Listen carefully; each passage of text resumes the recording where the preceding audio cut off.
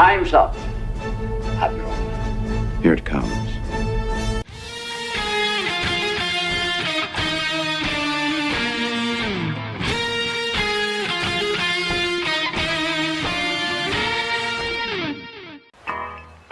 All kids out of the pool for Adult Swim. All kids out.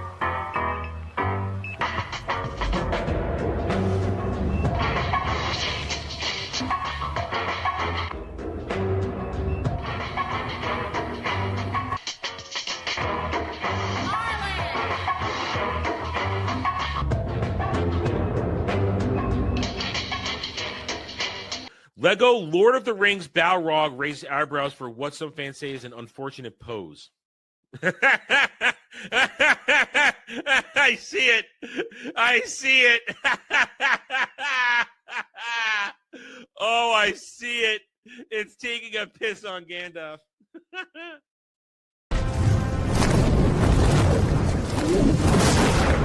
You shall not! He. Before you go, one question. Yes? Where in the galaxy is Sanusi? Show us your tits and I'll tell you.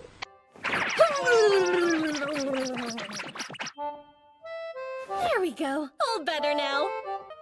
Man, titties are the greatest things on earth. I'm so glad I put that poetry tip in there. Trip, clip, tip. Wow. Starting over. I didn't say that at all.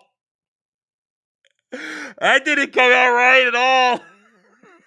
Oh my God. I'm sorry. I was just having another conversation and my brain had not caught up to going live yet. I'm sorry. Oh Lord. Pretend that didn't happen. That was a horrible clip. And it's never gonna surface again because I'm gonna unlist this as soon as we're done. Hello, everybody. Welcome to Too Much Late Night Dark Tide. I got sleep. We'll call it that. I wasn't up for too much longer after we were done last night, but it wasn't great sleep. My mattress had a hole in it. I have a new one. I just didn't set it up yet. But hi, everybody. Welcome to the Daily Dive, the Double D's, where you, the audience, are in charge. And no, unfortunately, we are not going to directly talk Superman today because I haven't seen it yet. And I've avoided most detailed descriptions. I've heard references to what a lot of people are saying, and I'm starting to feel justified in my bias. I'm starting to feel justified that I was right all along. And listen, as soon as I get it, I will watch it. I will do my review, but my review's not going to be until Friday. I'm hoping to get my review done by tomorrow night. That's my hope. And have it up Friday morning before this. Now how we get it done before the show so we can openly talk about it. Or I can at least say, this is this. Now go watch my review. That's what I'm hoping right now. But at the moment, haven't seen it yet. Don't have the opportunity to see it yet because it's not officially out. Only had the super Amazon favorite screenings from yesterday. But we are hearing things. And here's my one take.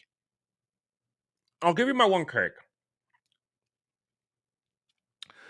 Those that are saying they love it seem to be just very light on why they love it. In fact, they're repeating shill talking points, if you ask me. Comic book come to life. It's so bright and nice. It's really funny. They're not being detailed, and those that don't like it are giving reasons why it's bad. I feel like those that like it are suffering serious cognitive dissonance. They are convincing themselves that they saw something good because they cannot handle the fact that another crap Superman movie has been made and that it means it's crap going forward. And those that don't like it are being pretty specific on why they don't like it, from what I hear. I have not looked at specific things because I am keeping myself pure as the driven snow in terms of details until I see it myself. Because that's the thing. When I have a specific take on it or say a specific thing, I want to make sure that it's an original thought from me and not borrowed from somebody else. You guys can understand that. So I'm essentially leaving myself to hearing someone didn't like it because of this, and a little bit, but not too much, not their own words. And that's about it. I'm kind of staying very social media blackout today for the most part, except for like DMs and a couple other things. So, wait. Well, Campia loved it, just like Grace Randolph loved it. But yeah, I hear that kind of stuff, and it kind of tells me all I need to know. Tells me all I need to know. Hey, howdy, guys. How you doing? Hello to my mods. Oh God, that's an algorithm. Hello, Kel. Yes, hail, Dom. Welcome back, Dom. Welcome back. You're seeing it tomorrow. No, he posted it in the DMs last night, and I said, "You guys need one." He said, "Yeah, sure." For a while, we were running with randos for a while last night. We were running with randos until Prof showed up.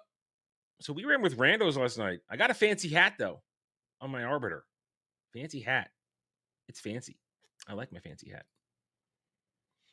Yeah, it was pretty late, Dom. It was pretty late. It was you had to get your beauty sleep. It's all right. Don't worry.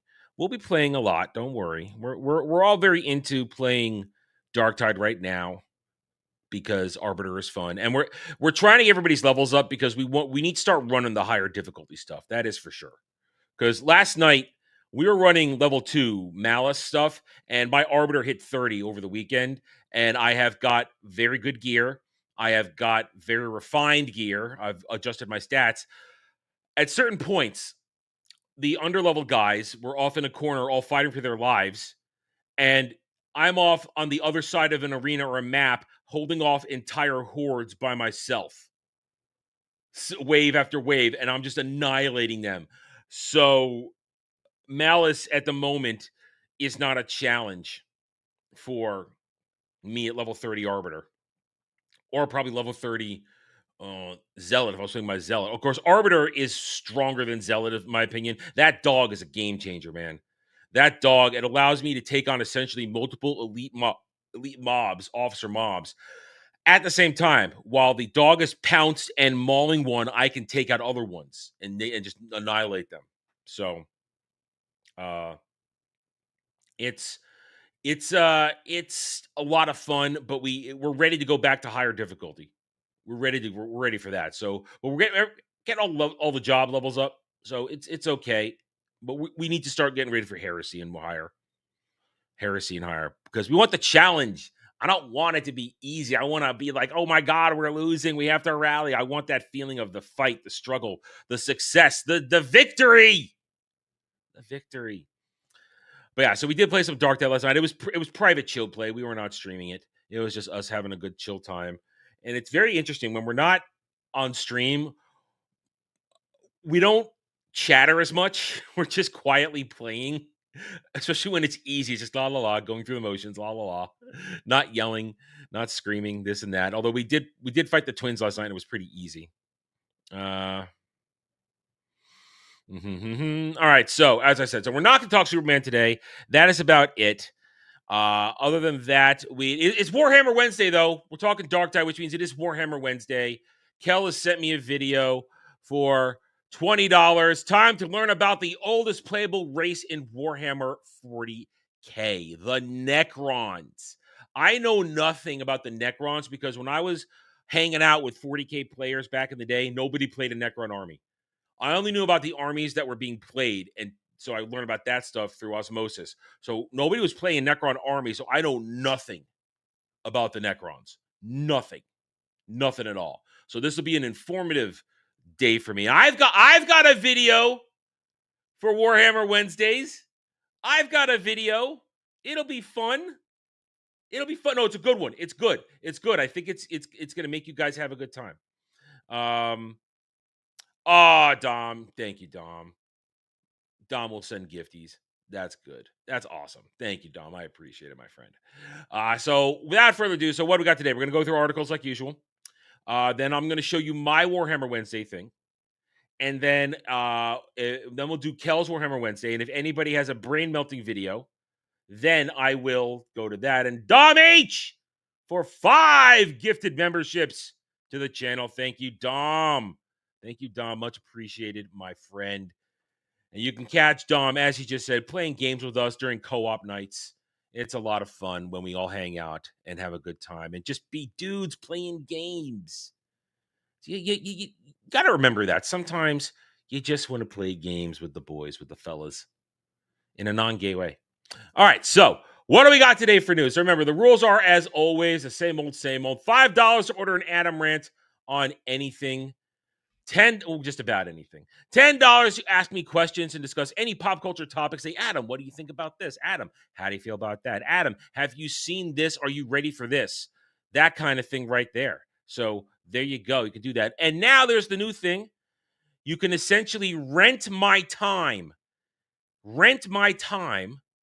$10 for every 30 minutes to play a game, whether it's to review a game or force me to play a game that I don't want to play with the others. That's going to happen.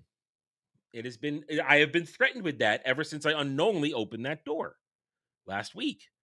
So that is a thing now. So $10 for 30 minutes of my time, because when these things happen, it's taking out of either my regularly scheduled content creation or, in some cases, yes, Dom, that is the unfortunate reality I realized too late when we started this. I immediately, as soon as I said it, that was threatened. So that means for every $10, you guys can make me play Party Animals for 30 minutes. For every $10. Now, whether it's a stream or not, if we're that kind of thing, we might shift it to the gaming channel, because I'm not wasting one of my notifications on Party Animals. No, I'm not going to do that. But yeah, and I don't have the game yet either. So the point is, though, yes, you guys can spend $30 to make me play something for 30 minutes. So $10 for 30 minutes. That's the new rule. It was instigated because Prof has scheduled a calendar of games for me to review. And since it's outside my regular content hours, it's my real-time hours, so I need to be compensated. So it's all been agreed upon that $10 is a reasonable asking price for my real daytime. So there it is. So that's a thing. As usual, though, $15 to read an article of what I show you guys, or one of your choosing. You have something that you want my exact response to. $20 to watch a video, and $30 to review an episode of television or a movie live on this stream. But you got to give me 1 to 2 days. 1 to 2 days. Anyway. All right. So if we're done with the preambles, let's check out our articles for today. And let's see what's going on in the world. I set this up. Where is it? Okay. Yeah, here we go. There we go. Okay. Oh, the screen is still too bright. I didn't lower my brightness. I was, like I said, I was having last minute conversations in DMs before I started. Okay. Here we go. Let's bring it up on screen, because I know to do that, because I'm a professional YouTuber. That's what I do. Why Adult Swim's Invincible Fight Girl and creator Justin Gordon Montgomery is making space for Black girls in animation. Okay, another one we're just going to send to Dermy for Friday now. There's another one. Okay. Sun Valley, from navigating Trump to AI fears. Here's what's on the minds of media moguls. I'm sorry. Don't tell me that Bobblehead Iger is a media mogul trying to navigate the waters. Please spare me. Spare me even the suggestion that this is an intelligent man. Spare me. The best Amazon Prime deals on home entertainment, record players, projectors, smart TVs, and more. Yeah, I don't do Prime Day because I'm not a Prime member. I'm a cheapo. I do not pay for Prime. Variety's 10 animators to watch class of 2025. Well, if that preview pick is any idea of what their animation style is like, it looks like dog shit. Did I watch Jurassic World? No, I did not. But we did talk about it on Roundtable. Both Jed and Dermy did watch it. So we did have an in-depth discussion about it. I simply moderated and asked questions. Listen, It's dinosaurs. It's exactly what I said it was going to be, and it's going to win. We can already see it's going to win, and that's all I cared about are its numbers. It's going to win July. It will defeat Super Cringe, and it will defeat Baby Steps. Goo Goo Dolls to headline Carousel Ball honoring Neil Diamond. Yeah, no thanks. No thanks. Wolf Castier promotes veteran publicists Ali Jenkins and Chelsea Hayes. See vice president. Oh, wow. Wow. Just Whammons probably failing upwards. That's all I'm going to say. I see this, and I just see Whammons failing upwards probably. Halsey delivers the ultimate fan service show with unscripted, emotional tour finale at Yamva Theater comes through. I don't know what that is. In fact, it looks a little sketchy. From both, just deals, don't care about that. Trump payout, just the latest, most blatant political interference at FCC. Sad it's come to this. What? I don't care what any of you have to say. Oh, we had a refresh. Oh, that's right. The chick in charge of X is done. She's left. You know, maybe if somebody knew, whoever the new CEO is, maybe they will do something about the 20 times a day I get a DM or get put into a DM room with spammers. Maybe do something about that. That is so annoying. That is really annoying. Excuse me. Shooting underway for Caracol Dilo Netflix bioseries on Spanish. Whatever. Shut up. I don't care. It looks like a manlet. ESPN's Chini, what is that last name? Ogwumike Ike holds court amid a hectic hoop summer. I don't know who you are, and I don't care. I don't watch sports ball anymore. Anora breakout Yura Borazov confirmed for Luca Guadagnino's artificial Amazon MGM. Sure. Inside the Diddy trial circus, how screaming fans, baby oil, and street preachers turned chorus into a madhouse. Wait a minute. If I'm understanding this picture, I guess because he was in prison for so long, Diddy didn't get to dye his hair. Does that mean he's like he went white, he went gray? Oh, that was a shit show. We didn't cover it on purpose. European cinema giant View launches Epic, a new premium large format experience going up against IMAX. I want you to hear what I have to say very carefully. I don't care about this. I don't care about IMAX. I don't need to be blown away by overhyped visuals in the theater. My eyes work just fine. I don't need IMAX. I don't need 4K. Everything looks fine to me with 1080p because I'm not blind. I can see. I don't need things to look like they're literally in the room with me. I'm going to say that. If something looks like it's in the room literally with me, like it's moving around in front of me, that ruins my viewing experience. I have hated that instance of HD, that transition to that kind of HD ever since they did it. I turned that shit off on my TV. I set it back to normal settings where it has that cinema feel, that cinema grain experience. Like, oh, I'm watching something. It's not in the room with me. Gone too far. Don't need your fucking IMAX. Shove it up your ass. Salty. Recording Academy extends membership invites to over 3,600 musicians and professionals. Whatever. TCA Awards, don't care. Moving on. Stuff has been moving on the front page. We're going to have to go back to the front page. Stuff's been moving over there. Again, stuff we're already seeing. Banny J, UK Chief Justice Greg Wall scandal and 50 more accusers come forward. I don't know what that is. If it's true, that's horrible. Amazon markdown price, don't care. Amazon backed spotter hires Walmart and Snap alum Jody Stockier Kennedy as chief. You know what? I gotta say this. Fuck Walmart. Walmart is a necessary evil in my life because I live on a budget and I have to buy things where I can get them. But fuck Walmart. Yesterday night, I go out because my car comes back at around 4:30, so I have to go out late these days if I don't want to go out on Saturdays.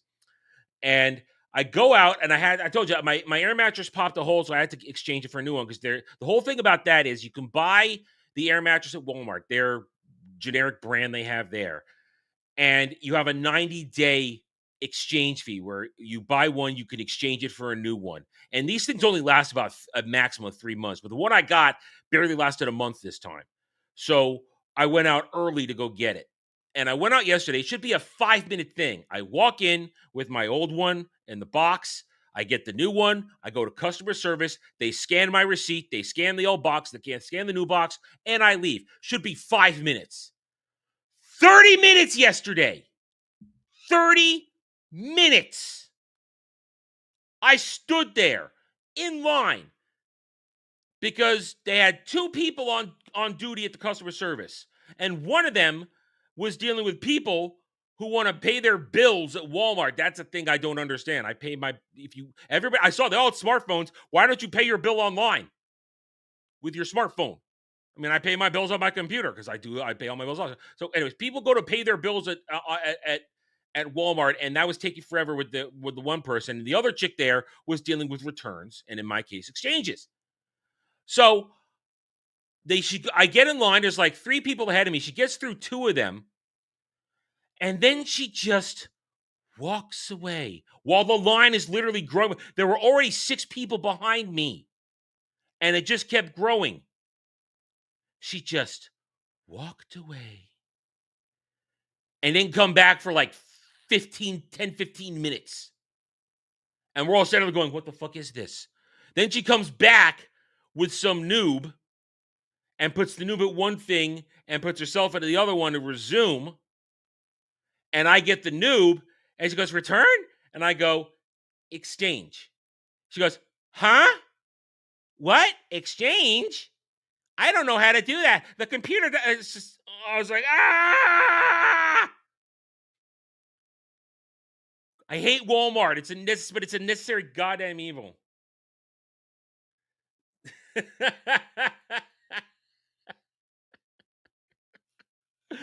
My Walmart, the Walmart I go to right where I am, it services a very diverse clientele. There's a better Walmart, but it's another 15 minutes in another direction, and I don't have time to drive all the way out there. I just don't. Especially not late in the afternoon when I have to get home to stream video games for you guys. So I hate Walmart. It's a necessary evil. I wish to God someday I don't have to do it. I would choose Target, but Target's more expensive than Walmart. It's retarded. I hate this. I hate all of this. I do. I hate it. Professor Savage Dad, good morning, Adam. Is your Steam puckered? Let me check. I'll check. Let me check. Hang on. That's gonna say, all right. I will check my email. Do I have any notifications? Let's take a look. Oh, there are no. Well, actually, no. I paid bills today. Oh, yes. Apparently, there is something waiting for us on Steam. It appears. Femboy aim trainer. God damn it, Prof. What the hell? What the hell? Oh no. Oh no.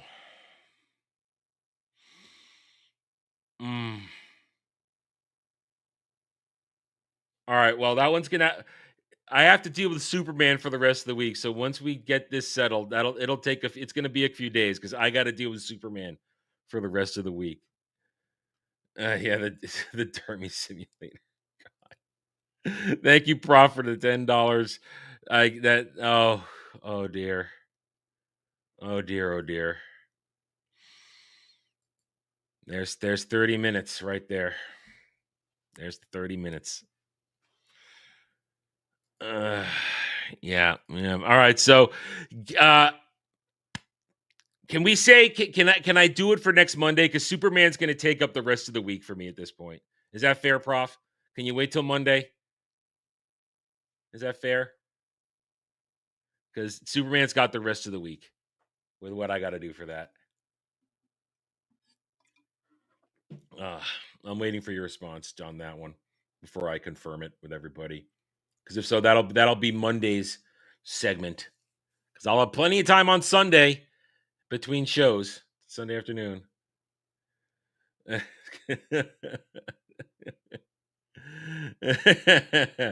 No, Russ. Okay, so next Monday. I'll have time on Sunday after Roundtable before Wormhole Watch. Yeah, the reality's hitting me. I didn't know a game like that existed. I'd bring it up right now, but I don't know if the visuals are safe for YouTube. So I mean, I'll record myself playing it like I recorded the last one. But oh dear. Oh, oh my. Femboy trainer. I don't. Yeah, but they're diverse and gay, so they get away with it. I'd get claimed, and we'll find out. So, I will play this on Sunday afternoon after Roundtable, and I'll give you guys the review on Monday. Oh dear. All right, where were we? After we went down a rabbit hole, and now I'm now staring at other holes I don't want to stare at. As HBO Max returns, Max account on X says Twitter won't let me change my name back. That's a problem. Yeah, there's windows to change that. Narnia star Ben Barnes excited to see Greta Gerwig's upcoming Netflix films. There's no end to the ways that can be adapted. No, there's only one way Narnia can be adapted, with respect to C.S. Lewis. That's the only way it can be adapted. And if you're casting women to play Aslan, who is the representation of Jesus, you can't do it. No. Furries? Oh, there's furries in it? There are furries in it? Oh. No. Hawkeye director Rhys Thomas on Jeremy Renner's genius performance and if he'd work with Marvel again. Good question. The Morning Show, season 4. Is that Jennifer Aniston? She looks very strange in that picture. Jennifer Aniston and Reese Witherspoon strut past freaky cast reflections. I don't know about that show. I'm a man. I don't watch it. Oscar-winning Ukrainian director Mstislav Chernov on immersive war dock 2,000 meters in Andrivka. Ukraine is even stronger. Oh, shut the fuck up. Shut up with your fucking Ukraine jingoism. Fuck off. Kneecap producer Trevor Burney on the negotiator doc about the Irish peace agreement and its architect George Mitchell. That's what America could achieve. The SpongeBob movie, The Search for SquarePants trailer. Oh, no. I just reject right now. Maggie Q leads Prime Video's superb Bosch spinoff. Don't care. A24 Pictures, legendary photographer Gregory Crowson, image alone. Don't care. Netflix star Chloe Veitch, that's an I, Veitch, launching weekly Sirius XM show about reality TV with Alex Cooper's Unwell Network. I hate reality television. Wednesday season 2 trailer shows Jenna Ortega fighting to save Enid after a psychic vision of her death. I'm kind of out on Wednesday season 2. I'm kind of out. I've lost all interest in it. I enjoyed season 1, but I have no interest in season 2. I really don't at this point. I'm kind of done. I'm out. A lot of reasons. Among them, I'm kind of lost interest in Jenna Ortega altogether because she's a dumb twat. Ooh, I said it there. Whoops. But yeah, so I've kind of lost all interest in that show. Not at all. Fox sees earlier than expected sellout for MLB All-Star Game commercials. Music, whatever. Niza 2 sets English language US release form from A24. Michelle Yeoh joins voice cast. Yeah, that's the movie that made all the money over in China. Let's go one more. BFI, don't care. Visitor review, don't care. I don't know. Some guy gets a promotion CEO. Daniel Craig's Wake Up Dead Man and Knives Out mystery to open BFI London. Nobody Nobody cares about Knives Out movies. Nobody cares. Yet they keep getting made because Ryan Roundhead Johnson got paid a bunch of money by fucking Netflix.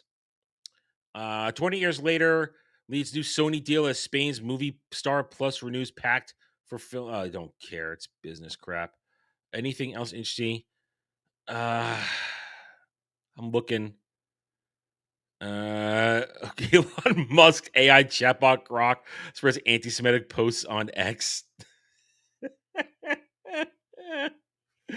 Oh no, Skynet hates Jews. All right, let's go back to the beginning. Looks like some other stuff came into being while we were scrolling and tangenting. So let's go back to the front. Come on. Here we go. Okay. New stuff up front here. Don't care. Angel Studios sets the senior Wayfarer Studios football drama starring Michael Chiklis for the fall theatrical release. Okay, people have a lot of respect for Angel Studios and what they do, so I'm sure that movie will probably get some decent attention. Queer Eye to end at Netflix after season 10. Oh my God. Is that man wearing a dress? Is that gay man wearing a dress?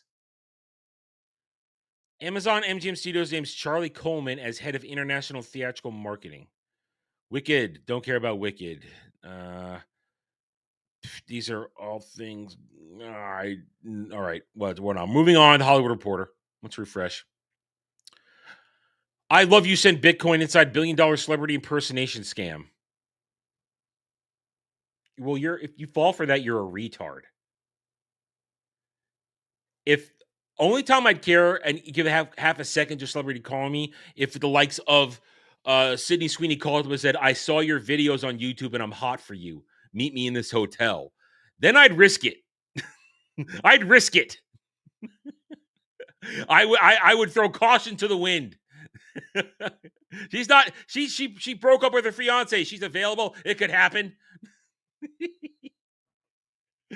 Yes. Saw that. Streaming subscriptions may get tougher to cancel. Why should anything be tough to cancel? You hit cancel button. It should let you cancel it. If they don't let you cancel it easily, fuck them. Are you sure you want to cancel? Yes. Are you sure you're sure? We'll give you something here. No, cancel my subscription. Got to be careful. Because that's whole automatic renewal shit. You got to be careful of that, man. I got hit with that when I used Audible for like a minute because I needed a book real quick and I didn't want to spend money on the real thing. So I just wanted to skim through it at high speed on Audible with an audiobook because I needed some information on an IP. MasterChef host, I don't care about that. What else we got? Another Night at the Museum movie. Robin Williams is dead. And he's the only thing that was charming in any of those movies. Another one. They are creatively bankrupt. I honestly, I hate that franchise. I despise it. Greta Lee to make directorial debut. Searchlight's adaptation, The Eyes Are the Best Part. Jamie Gertz, Bane, Juman launched notification banner, laugh, cry, wow. RPG Kingdom Come Deliverance 2 and its cinematic cut take the Karlovy Vary spotlight. I find that hilarious because there are entire gaming YouTube channels that make cinematic cuts of video games, and that's all on YouTube, yet they're going to do this and put it in a theater for people to watch. Give me a break. People do it on YouTube and can watch it on YouTube for free in their homes. That's ridiculous. Somebody's dead from Cagney and Lacey. Okay. Severance leads TCA awards nominations. HBO Max, we cancel our name back. Saw that. Morning Show, we saw that. Okay. Nothing at Hollywood Reporter. Moving on to IGN and their retardation. Do a refresh. Okay, go refresh. Factors 4 co-creator Jack Kirby gets 2 streets named after him in New York City. Superman exclusive clip reveals who's really behind the Hammer Baravia. Well, I'll find out when I watch it. PlayStation Plus game catalog July 2025 editions confirmed. Rare announces unprecedented Sea of Thieves Community Direct broadcast week after Microsoft layoffs. I never got into Sea of Thieves way back before I was a YouTuber. Somebody, a friend, or no, it was right as I got into YouTuber. Somebody said, "Hey, can you take a look at this? We're playing it. You like it?" I said, "No, it's too whimsical. I don't like this. This doesn't look like my thing." So I never got into that. I'm not really into pirates. It's not a thing for me. Not really. 3 of Elden Ring Night Rain's enhanced bosses are returning for the time-limited rematches throughout July. Not sure what that means, because I haven't played. Marvel introduces David Colton, the forgotten post 9/11 Captain America. What? Can we stop with derivative Captain Americas, please? Can we just stop? Steve Rogers is Captain America. Bucky was one point Captain America. And then Steve Rogers was Captain America again. That's it. None of this retcon bullshit of other guys carrying the shield. And definitely not Sam Wilson. Goodness gracious. First look at Magic the Gathering set goes sci-fi. No. I have to say it every time we see this. Don't buy Magic cards. Wizards of the Coast hates you. They hate you if you are a real gamer. All they want to do is push the agenda. And if you're buying their products, you're supporting that. It's that simple. You do what you want with your money, but just understand what you're doing with your money when you spend it on anything Wizards of the Coast. I don't care about goddamn Samsung Galaxy phone. I don't give a fuck about phones, watches, or anything. Fortnite confirms hit new mode Blitz Royale will get another month of content, though stops short of confirming will become permanent. Fuck Fortnite. Fuck Fortnite. EA Japan GM speaks out on Microsoft layoffs and cancellation of games like Everwild and Perfect Dark. If a game was in development for 7 to 10 years, canceling feels like the worst move. No, maybe that's the right move. If you can't get a game done in a decade, maybe you shouldn't do it. Maybe it should have been canceled a long time ago. I wish Veilguard had been canceled, because then Dragon Age would still exist as a viable property. But no, they went all the way with it. Went all the way. And look what we got after 10 years of sorrow and suffering. Samsung announced a $900 how came out of nowhere? Excuse me. Samsung just announced a $900 budget foldable. Don't care. I buy a phone like every 5 years. I'm not going to go out and get another anything.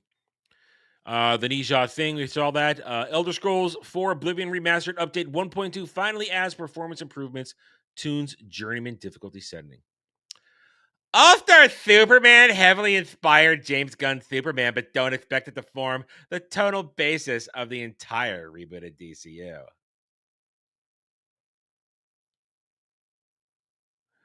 Stalker 2 coming to PS5 a year after hitting Xbox and PC. EA's 2017 shooter Star Wars Battlefront 2 was the 12th best-selling game in the US in May, up from 135 a month before. Yeah, but you can't play it on PC because it's hacked to hell, from what I understand. And I would never play it because as much as I love Star Wars, that type of Star Wars game is not my thing. I do not enjoy fighting endlessly and dying endlessly. I just don't. It's not my idea of a good time. Especially anything that will maybe put me in sequel era shit. No. Ew. Gross. I don't care about Squid Game. I don't care. Steel Hunters, the mech battle game for people behind World of Tanks, is the latest live action service casualty. Whoopsies. Hey, death to all live service. Death to it all. Naughty Dog chief Neil Cuckman snaps up custom Lego set based on intergalactic Heretic Prophet spaceship.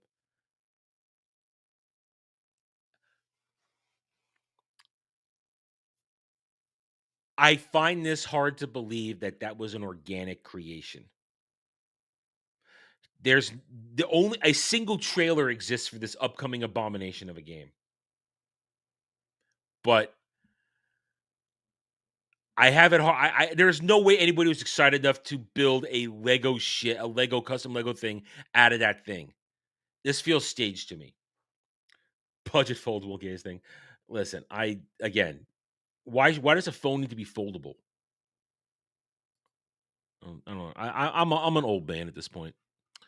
Dune Awakening developer apologizes, working on to reimburse items after recent patch that caused an unfortunate amount of lost bases and equipment. Weasel, tell me what happened. Was this bad? He's not here right now, but he'll tell me later, I guess. Mario Kart Tour includes World Tour. It includes just one track you can't play anywhere else, and Nintendo has now brought it back into rotation. Oh, well. I don't understand Mario Kart World. I don't understand the playing of that. I don't understand it. I just don't. Avengers Doomsday set leak photos show the New Avengers, and Fantastic Four teaming up for the first time. I think I saw this, and the stands were literally wetting themselves. Oh my God, it's a set leak. Oh my God, it's the greatest thing ever. Yeah, newsflash. They haven't even written they're filming. They don't have a third act written yet. That got leaked the other day. They are filming this movie. They don't know how this movie ends. You should think, honestly, how do you not know how the movie ends? Your next movie is called Secret Wars, and Doctor Doom is involved. It's you're copying the second version of Secret Wars with Doom World. How do you not know how it ends? Jesus fucking H Christ. Incompetence.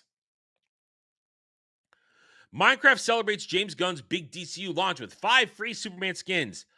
Fuck Minecraft. This is from yesterday. Tom Clancy Studio, Ubisoft, Red Storm, lays off 19. We're into yesterday now. Okay, going back let's go to Park Place, do a refresh here. Let's see. Looks like Grace Randolph's Super interview copied by possible bots in wave of identical posts promoting the movie. Gee. Bot pushing to love Superman. What a surprise. Stitch boards the Magic Kingdom Railroad to mixed reception. Okay. RDJ sits down with Dominique Thorne and another scripted Marvel PR push for Ironheart. Wow. I'm surprised they are trying this hard with Ironheart. I really am. Makes no sense to me. Superman Review. James Gunn's brightly colored train wreck may derail DC for good. Wow. Looks like Marvin Montanaro at Park Place was not happy with Superman. Not happy. And there we go. We're into yesterday now. So here we go. All right. So let's you guys can think on the articles. Are there any you want me to go over? But for now, it's time for Warhammer Wednesday. I get to go first because it's my segment for this part here. So I was doom scrolling several days ago. And this is literally like 4 or 5 days ago. And I found this. Brought to you by these guys right here. Let me share the screen. We're going to watch this. And okay, so to our fellow Warhammer guys, to the Warhammer boys here, will you buy this if you could? A literal servo skull. Let's watch this. Let's watch this. You guys tell me what you think as we go through it. This is our new secretary, Yorick. He is a fully... Little Hamlet. I appreciate that. That's clever. A little bit of Hamlet there. Levitating, cogitating servo skull from Warhammer 40k. And he's here to... All right, so he's levitating. Looks like they've created a magnet to kind of hold it in place there. So respond to all of our requests. Yorick, I exist to serve. Or, if we call him Servo Skull, he says, Praise be on Messiah. How are we feeling about this so far, guys? If you could get this, would you get it? So far, are we sold on this? Do we want this, Warhammer Bros? Do we want this? Once he's acknowledged the command, you can tell him to actually do a thing. For example, illuminate. Turning on the lights. And, of course, as any secretary... I honestly haven't listened enough to Sargon to really make that comparison, and yeah, I'll do it. He should. He can take notes for us. Create Imperial log. Starting Imperial log date 021.m3 beginning transcription. And he can send messages to member of our crew. Send message to Justin. Beginning transcription. Pizza just arrived. Get your ass to the front. End message. Sending message to Justin. If you want to see how we built him and how we made him levitate, check out the full video on our channel. All right, so there it is. So let's just check out these guys here. You don't give a link. Well, let's go to their thing here. This is Warhammer 40K. These are their links, fan art videos, view on Telegram, preview channel. Huh. Well, I was hoping they had a YouTube channel, but I guess they don't. That would have been interesting. They don't have a YouTube channel. But here they are. This is the name of the Holy Emperor of Mankind. Possible that we command you. Follow us on Telegram. What's Telegram? I don't know what that is. I don't know what that. Legatus, Legatus doesn't enjoy fun. Legatus doesn't enjoy fun. That's confirmed. Change it to a female voice. What's Telegram? I don't know what Telegram is. I don't know these things. These guys would probably be better off having a YouTube channel, because now I would get that thing for shits and giggles. It's encrypted messaging as a backdoor for. Oh, okay. All right. Never mind that then. Anyway, I think that's pretty cool. I thought it was pretty cool. I'd probably, if I ever had it, I wouldn't use it. I'd use it for a prop. I'd use it as, check this thing out. I'd use it as a gimmick. I wouldn't actually use it. It would be there for shits and giggles. Like on stream, like for a Warhammer, for a 40K stream or something like that, I'd have it set up so that people could hear what it would say if I would say something. But yeah, so that looked pretty cool. I like that. I thought that was fun, entertaining, and I like the creativity. That's what I like. Creativity. Yeah, Kratos isn't here right now. I like the creativity of that. It shows somebody to do that. It shows somebody's wanting to bring to life one of those neat little features of 40K in an interesting way.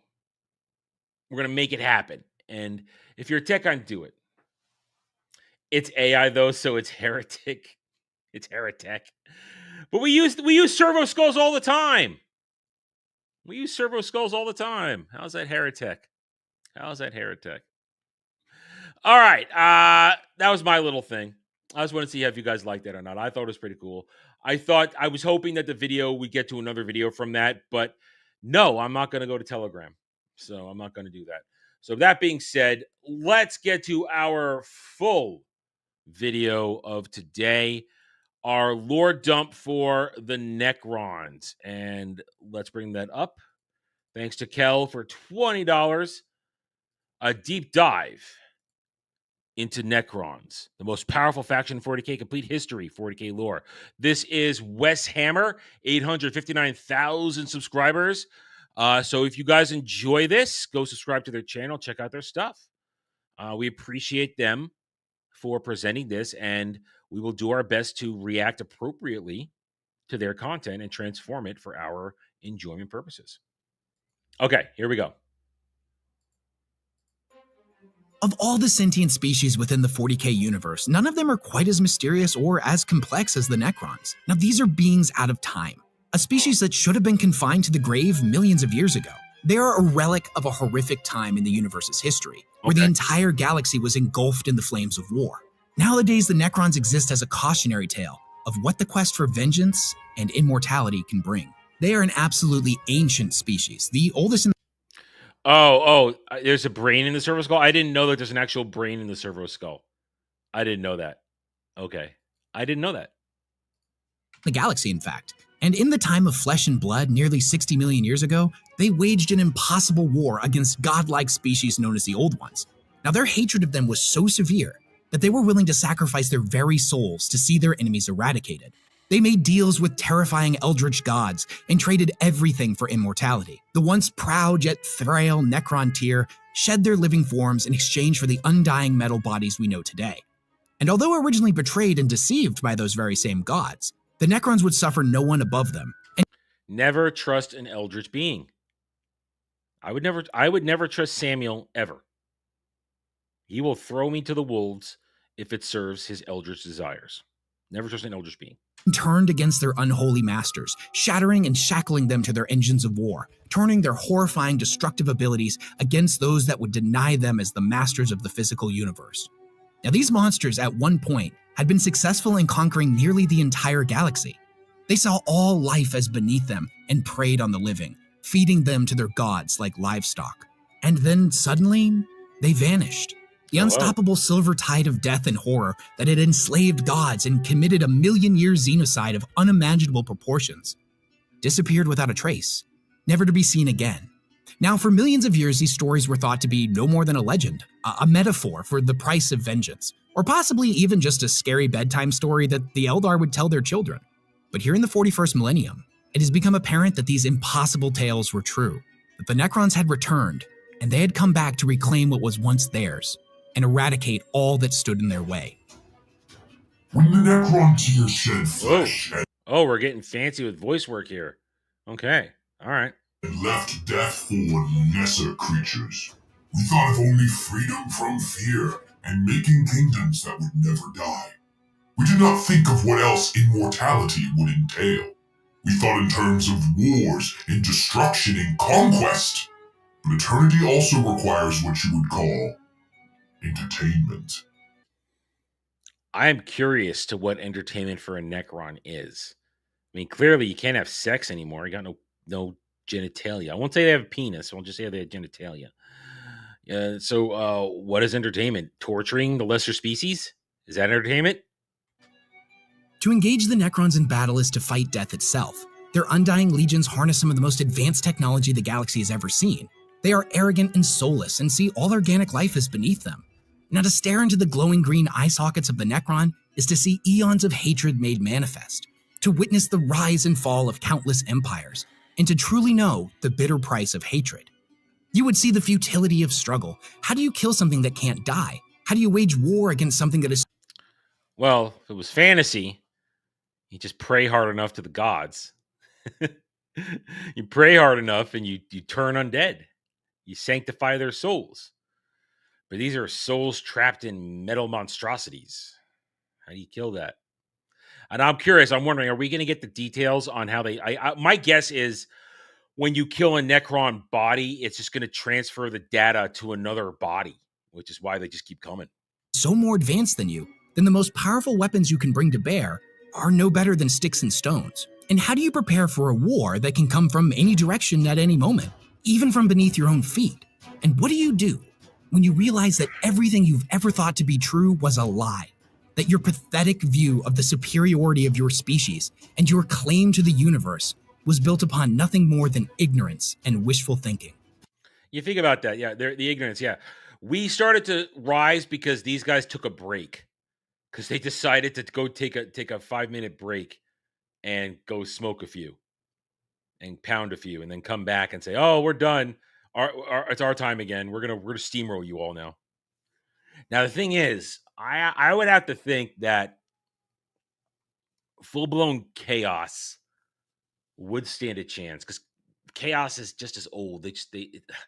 I'm sure there'll be some kind of comparison later on. What do you do when the world your people have called home for millions of years, the one that birthed your species and whose value cannot be quantified? What do you do when you realize your people are nothing more than an infestation, a squatter that's overstayed its welcome? And what do you do when its true owners return to evict you? So if you've ever read anything about the Necrons, you've probably heard that their planets are normally referred to as tomb worlds. But what exactly is a tomb world? So you can honestly think of a tomb world as basically a planet-sized crypt, an eternal resting place of the Necrons. Each contain deep, labyrinthian underground structures that can house millions of them. each one locked away in stasis for millions of years. Although the Necrons are sealed away deep in stasis, the halls of these structures are actively patrolled by their canoptic constructs. The Chaos Gods are not older? Interesting. Okay. They maintain and repair the crypts and keep everything in working order, eagerly awaiting the return of their dormant masters. So even though these structures are slumbering, they're maintained by incredibly complex AI systems that monitor the Necrons and keep the complex safe from intruders. These worlds these structures are confined to were once ruled by the Necrons during the War in Heaven. However, since these structures have lain dormant for around 60 million years, many of them have been colonized by new species. You would have no way of knowing that you're on a tomb world until it comes online and the Necrons try to remove you. The process of which a tomb world can become active are numerous. It could be the result of a simple timer going off, geological activity that damages the structure, or even its AI detecting intrusive life forms within the confines of its halls. Now, it's not uncommon for eccentric and hopeful individuals to end up digging too deep within the surface of their world, seeking to mine natural resources only to discover the ancient crypt of the Necrons. Now, obviously hindsight is 20/20 here, but the correct thing to do would be fill that hole back up and pretend you never saw anything. However, and pray to anybody that's listening that they never wake up. The greed of sentient species knows no bounds, and the promise of ancient alien archaeotech is too tempting to be resisted. Now, this simple act of curiosity is often the catalyst that spells the doom of many a world. Now, however a tomb world ends up becoming active, when an awakening is triggered, it's basically the apocalypse. The complex begins to rise from beneath the surface. Massive earthquakes across the planet devastate the population. Oceans drain away and lava boils to the surface. Now, amidst the calamity of natural disasters, the immortal killing machines begin to claw their way to the surface, rising up within the very foundation of their intruders' defensible structures. Quite often, this actually resembles something out of an old zombie movie. Undead robots literally rising from their graves to eradicate the living, swarms of alien constructs blotting out the sun, and long-dead lords rising from their graves to take command of their legions once again. In deafening silence, they ordered the destruction of the living. That's actually deafening silence, because they're all communicating via likely internal communication stuff that only they can hear. They probably don't make any noise either. That's creepy. And a cleansing of the unclean from their sacred world.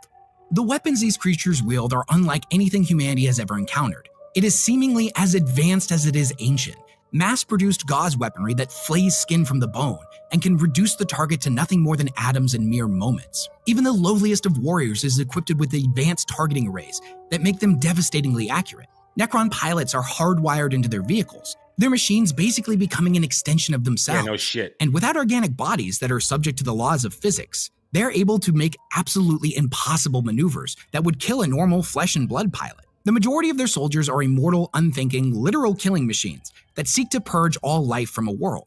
The attacks come with no warning, as the world's defenses are quickly overwhelmed. All organic life is atomized, and the Necrons take no prisoners. That's a fascinating aspect.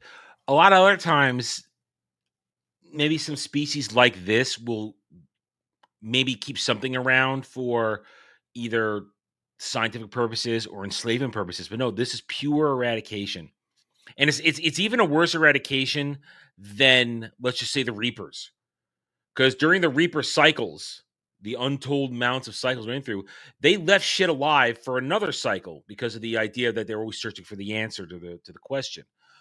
But these guys, they're just going to kill everything organic, aren't they? Everything organic must be wiped out, nothing left behind. There's no cycle. There's no nothing. It's just a complete elimination. That is frightening.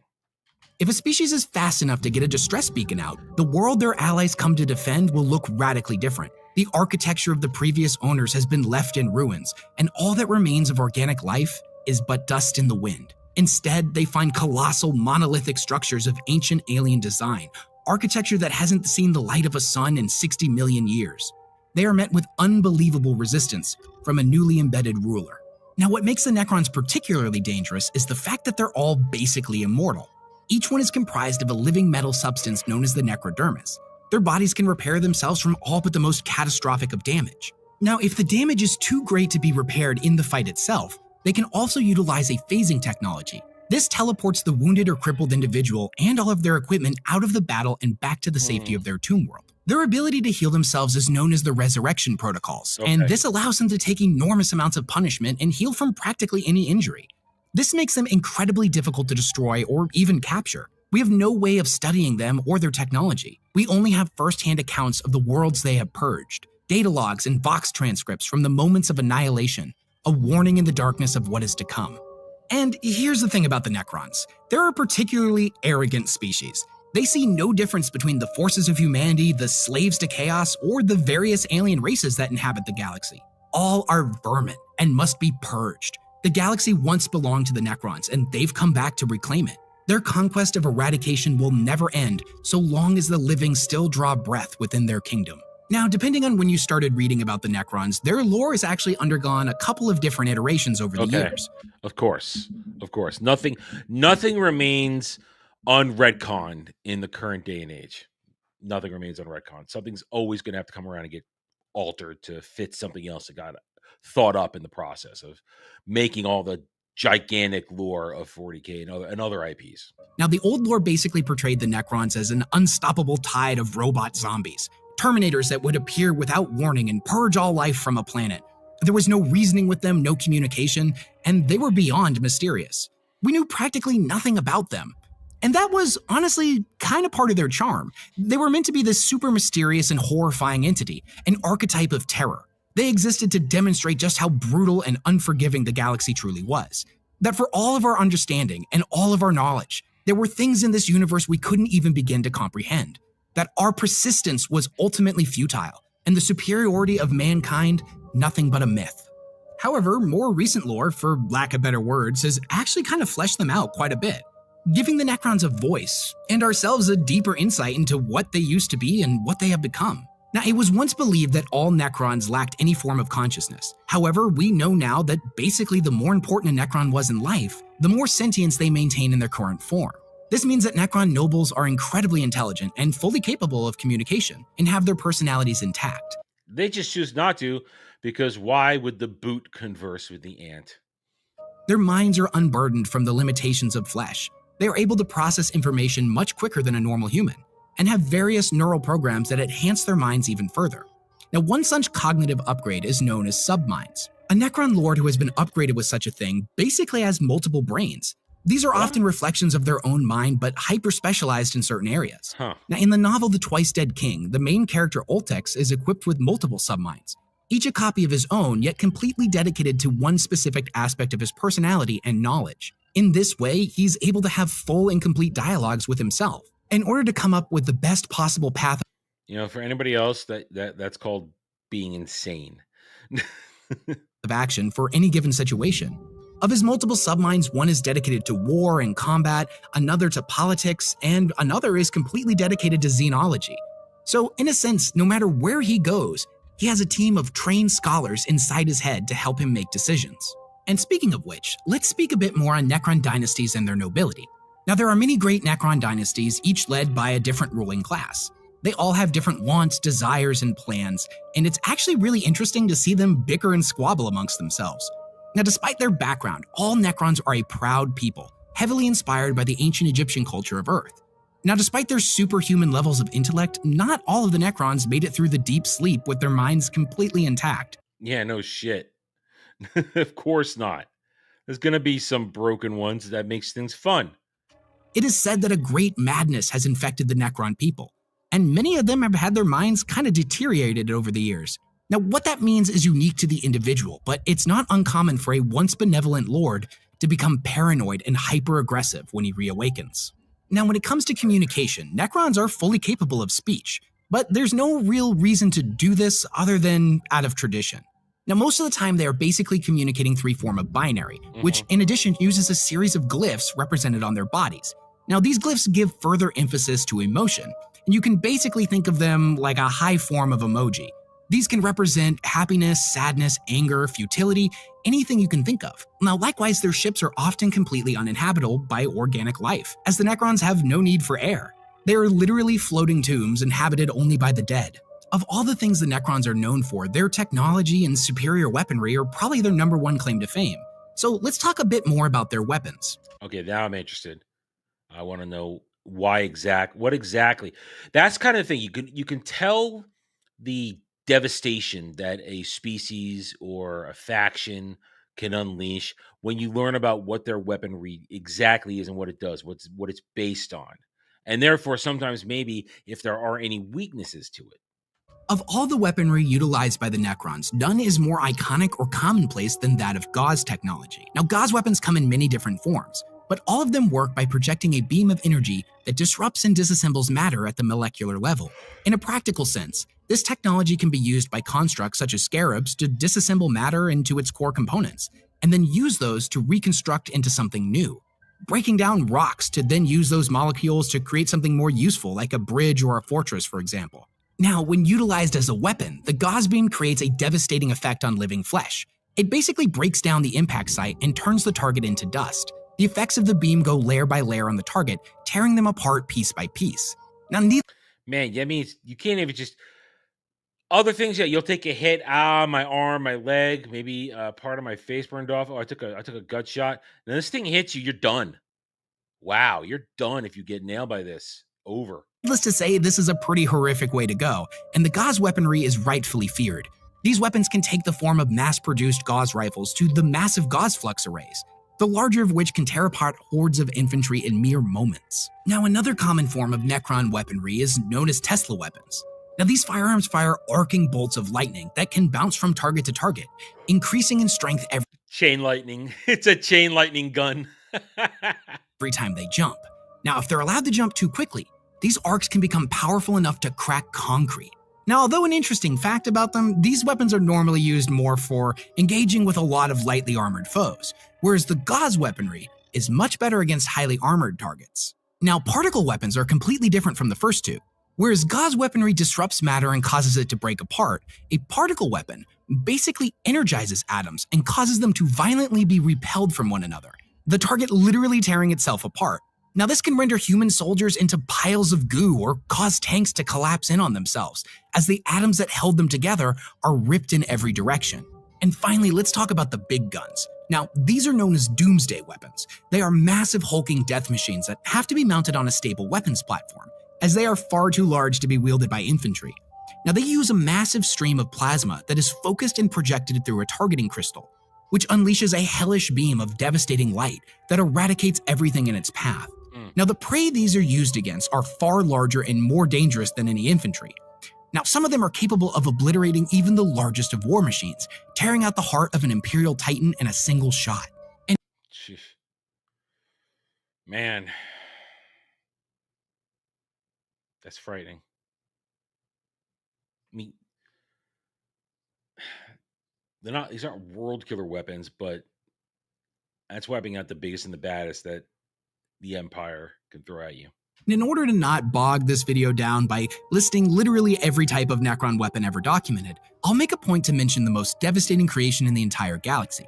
Now, it is known as the Celestial Orrery, and it's basically a giant holographic map of the Milky Way. Now, every star, every solar system, every sector is illuminated within it in precise detail. Now, traditionally this thing is used more like a scrying device, as having a map of everything that updates practically in real time is an unbelievably valuable tool.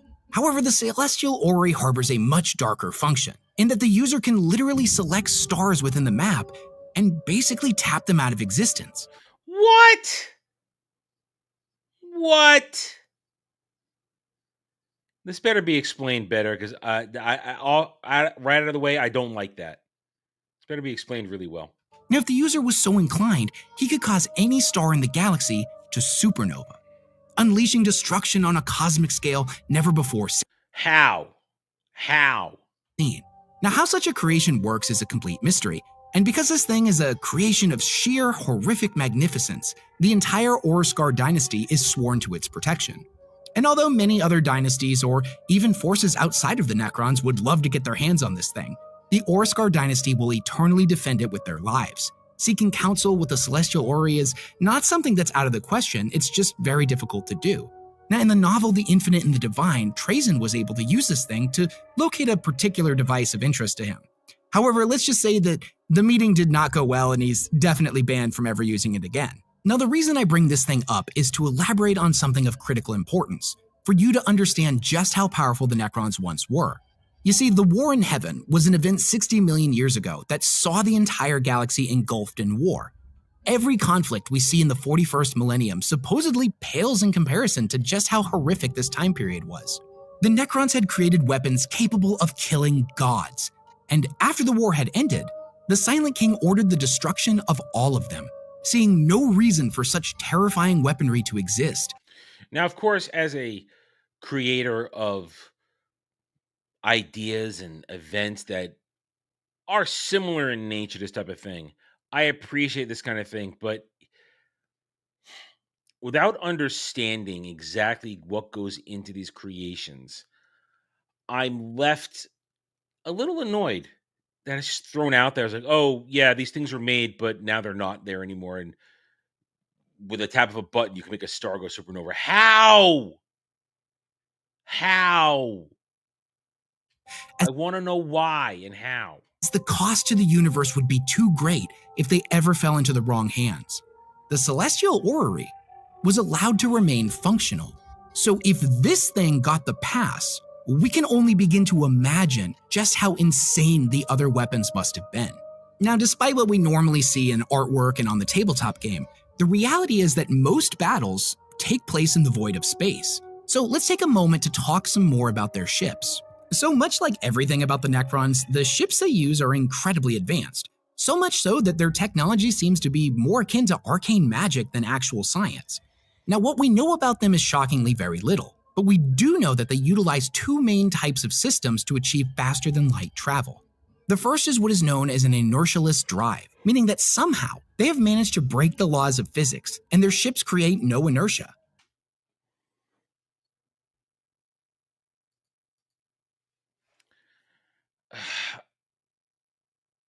I guess that's one way to look at it. I don't know. I'm appreciating this, and I like the horror of this. That this is like an ancient species that is like this, but it's just there's.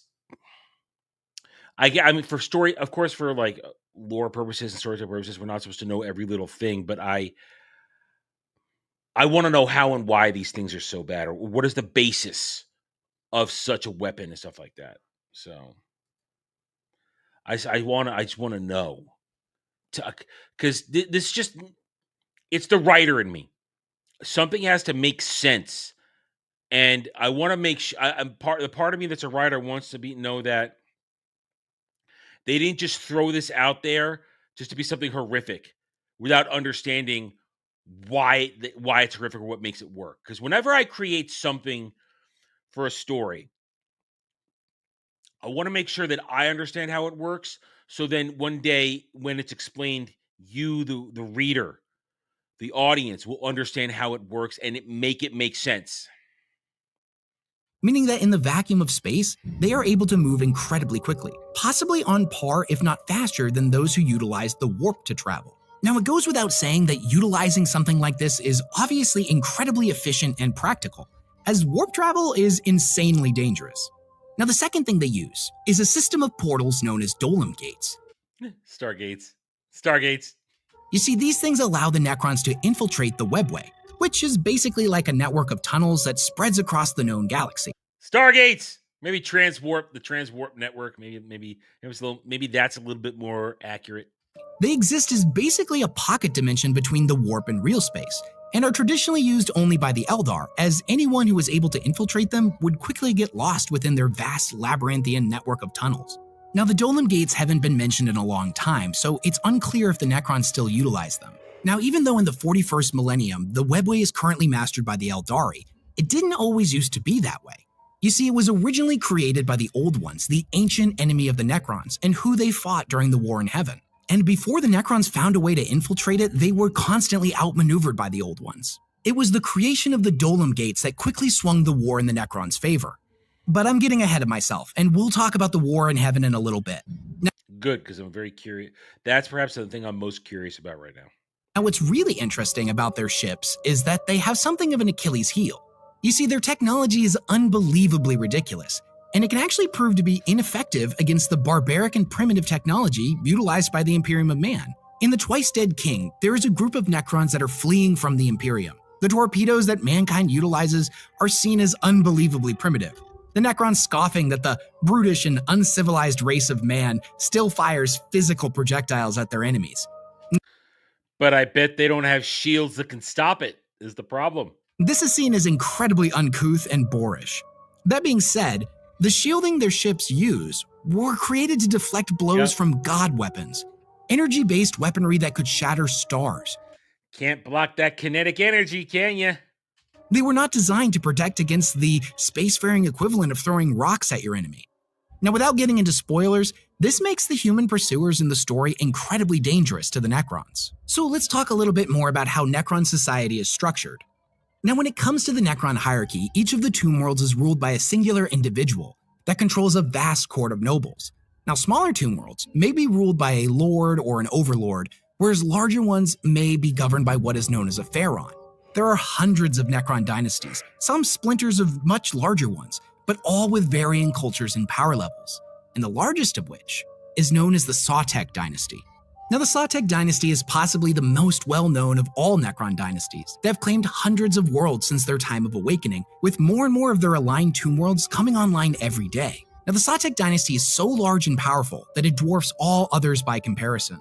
Ruled over by Imhotep the Stormlord, the Sautekh dynasty is rigorously militaristic in nature, limiting its conquest to not just that of lesser races, but also those of rival dynasties. Infighting. That's good. That's good. They're not unified. Imagine if they were unified. That would make them unstoppable, maybe. Seek to assimilate all Necrons under one banner. The Sautekh dynasty wishes to reunite the Necron people once again, and if this must be done through military conquest, then so be it. Now, many lords will bend the knee to Imhotep's might before any blows are struck, often being highly praised and rewarded for doing so. Being folded into the ranks of the Sautekh is deemed an honorable path to take, as the wise ruler's pride was less important than the good of his people. This is possibly the best outcome such an individual can hope for, as to deny the Stormlord's will is to invite an unwinnable war. Now, such a dynasty would be absolutely brutalized and inevitably absorbed into the Sautekh legions anyways. Now, despite the vast cultural differences of many of the dynasties, there's actually a lot of trends that remain the same within their various royal courts. You see, each court is made up of a lot of different members, each with different backgrounds. There are cryptechs who are basically like court wizards. There's scientists and engineers of the Necrons that study many of the arts that were practiced by their ancestors. These disciplines include Warhammer stuff. Yeah, I want to hear about that. That of biomancy, plasmancy, and even... Because what I'm most curious about the War in Heaven is of course, what existed before. Because I deal with that kind of situations myself in my own works, that what you see now is not what was originally there, and what came before, and what happened before. Chronomancy, the study of manipulating time. Now, despite their seemingly arcane nature, all of these studies of the cryptechs are scientific in origin. To the casual observer, there is little difference between a trained cryptech and a psyker. Both are able to bend the nature of reality to their whim and unleash devastation upon their enemies. Now, like all Necrons, the cryptechs are beings of the physical universe, and thus have no ability to manipulate the warp. To do so requires a connection to the immaterium, and the Necrons do not have souls, and thus, for lack of better words, are basically just engram copies of consciousness. They cannot manipulate the immaterium. It doesn't change the fact that what they are capable of is truly remarkable. A skilled cryptech can bend space and time, not to mention keep the ancient machinery of the Necrons in working order. Other members of the court include that of royal wardens, and these guys basically act like a hybrid between a lieutenant on the battlefield and a trained diplomat. When it comes to war, they make excellent lieutenants, commanding legions of troops in the name of their king. While simultaneously being trained in the art of dialogue and politics, they are able to speak for their lord when he isn't present. And the rewards for those that demonstrate competence in enacting the will of their king are vast and great. Whether they be gifted their own tomb world or their own swath of space to rule over is something that many lords strive for. The generosity of their king knows no bounds, but so does his wrath for those that would fail him. You see, underneath the Lovecraftian horror of the Necrons is something much more... Is Lovecraftian horror a proper term for this? This isn't Lovecraftian, because Lovecraftian is eldritch based to me. At least that's how I always translate Lovecraftian. I don't know if that's a correct. I don't feel like that's a good description. Earthly in nature, they are a rigid people that adhere to tradition in the strictest of terms. These are holdovers from the time of flesh, where loyalty to one's king was of incredible importance. Concepts of subterfuge and going against his orders are unbelievably taboo. It's as if the ruler of a dynasty is seen as a living god, so to go against his will is out of the question. Now, this leads many nobles to having a sycophantic relationship with their lords, doing all they can to seek their favor. At the same time, a Necron king must embody the role of a living god without question. To show mercy is to display weakness to his subjects. Mercy and forgiveness are a sickness that will corrode even the strongest of dynasties. A Necron ruler must be like a wall that breaks the tides, never faltering in his goals or ambitions. And although members of his court seldom falter in their loyalty, this does not mean treachery cannot come from outside of a court. In this sense, many nobles are distrusting of outsiders from other dynasties. That would make sense. And I was wondering how they were going to give some character to a court that says, well, if there's no internal intrigue, because everybody's happily sucking up to their god king, where's the intrigue going to come from? Okay, rival courts. So that makes sense. And therefore you could have some actual stories going on there between them. A little closer to Lovecraftian, a little bit, because thing about Lovecraftian is madness. Madness is a part of Lovecraft, and the chaos is madness.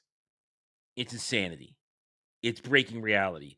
These guys are not mad. This isn't Lovecraftian. So I think this guy definitely used an improper term to describe the Necrons, in my opinion. Now you see, the diversity of the Necrons doesn't begin and end within the confines of a dynasty, as there are various subfactions and cults that are spread across all of Necron culture. Now, one of which is known as the Destroyer cult. You see, these individuals truly encompass the madness that can infect Necrons over time. Members of the Destroyer... And that's a different madness that we're talking about. When we talk about Lovecraftian madness, that's something that breaks your psyche. This is just the madness of deterioration and I would guess paranoia. Cult have an absolute disdain for all organic life. Now, Necrons in general tend to view humans and other sentient species as unclean. Lacking the purity of the metal form makes them inherently weak and uncivilized. However, there is a vastly larger portion of Necrons that want to undo what they see as the metal curse, hoping to find a way to reverse biotransference. Ah, that's an interesting fact.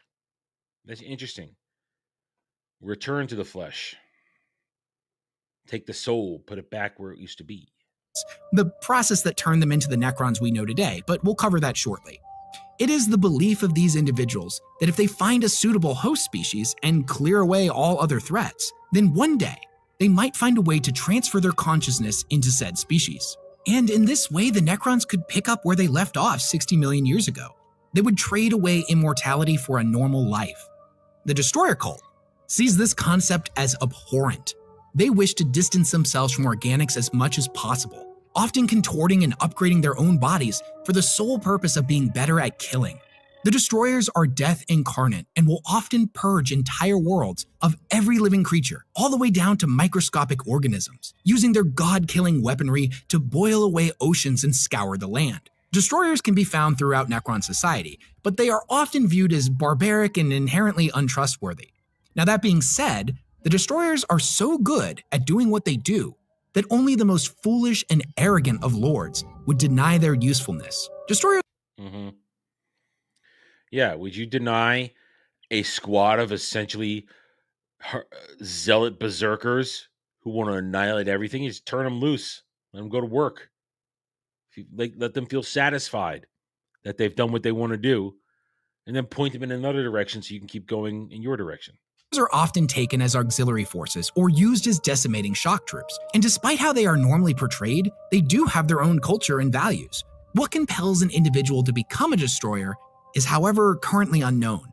Now, some believe that it is a curse left over from the shattering of one of the Catan, a curse that, in reality, may just be some kind of program buried deep in their neural networks. Now, another slightly more disturbing faction of Necrons is known as the Flayed Ones.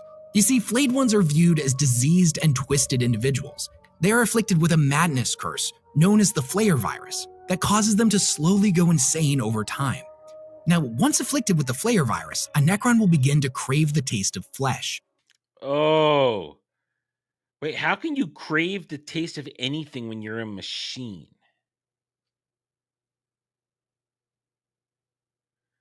Now, this starts small at first. The individual may take a finger or some other grisly trophy from the battlefield and consume it in secret. Over time, the desire for meat grows stronger and stronger until the individual completely loses himself to their hunger. Now, this can take years to develop. Some notable individuals holding off their transformation for multiple decades. Others with less strong wills can lose themselves quite quickly. And here's the really sad thing about this. The Necrons are robots. They don't have mouths or any type of digestive system for that Yeah, so where's it going? matter. So an individual afflicted with the curse can often be seen ripping and tearing into piles of bodies, trying to shove as much of the meat into their mouths as they can. But they don't have mouths. They just have a marking on their faceplate to show where a mouth once was. Yeah. Viscera and gore smearing all over their body. Oh, that's nasty. See, that's what I was thinking. How do you eat it? You're a machine. And dribbling down through their mechanical insides. They're like hungry ghosts, every day spent in agony, their hunger growing deeper and deeper, yet they cannot feed. Now, over time, their bodies will begin to twist and mutate to better serve them as harvesters of gore. Their fingers and arms fusing together in long, thin, scythe-like blades, their spines twisting and contorting, and their limbs elongating, forcing them to permanently be hunched over, taking on the appearance of a crouching predator. The flayed ones are seen as the lowest form of life within Necron society, and the idea that any one of them could turn into such a creature is absolutely horrifying. Worst of all, they believe that this curse is contagious. When an individual is found to be displaying symptoms of the virus, they are often banished, either being exiled from their dynasty and sent off into the void of space, or more commonly, forced to reside deep in the undercroft of their tomb worlds, long forgotten dark places where they will be forever alone, save for the company of other cursed. Now, over time, the flayed ones will develop the ability to tunnel through reality. The scent of Tunnel through reality. Okay. blood from distant battlefields across the stars, drawing them together. Now, Necron armies do not traditionally utilize the flayed ones in war. More often, they materialize seemingly at random, at the sites of great battles that the Necrons are involved in. So they're just literally folding space and appearing? Huh. They rip through a portal into reality and descend on the battlefield like a wave of mechanical zombies, come to feast upon the flesh of the living. Now, it was thought for a long time that the flayed ones had no personality, that they had completely descended into madness and any semblance of who they once were had been completely lost to history. Now, part of their transformation is the losing of the ability to speak, so there was no way to actually communicate with them. However, recently we've been given a much deeper insight into them, and the reality is actually far more depressing than we originally thought. You see, in the second novel of the twice-dead King I'm gonna question it, Kel. I'm gonna question it. trilogy, it is revealed that the flayed ones still maintain their personalities. They are not as insane as we once thought. Now, they communicate through a series of taps, tapping their claws out in a binary system to communicate messages. Those who have been afflicted with the curse, no matter what stage they're in, can actually understand this, as if they were speaking the Necron's native language. Now, here's the saddest part. You see, these long-forgotten individuals that have been banished from their dynasties and forced to live in the shadows actually remain some of the most loyal subjects within Necron society. The protagonist of the story, the Necron Lord Oltex, ends up having a conversation with one of his friends who has completed his transformation into a flayed one. And without getting into spoilers, the Necron No, spoil it, goddammit. I'm not gonna read it. protagonist asks why the flayed ones continuously showed up to help them. And the flayed one is deeply saddened by this question and asks him, "Why do you think?" He implies that despite being banished and despite his people looking upon him as a monster, he still has a deep love for his dynasty. And no matter what, he is still loyal to his king and will show up whenever he needs him.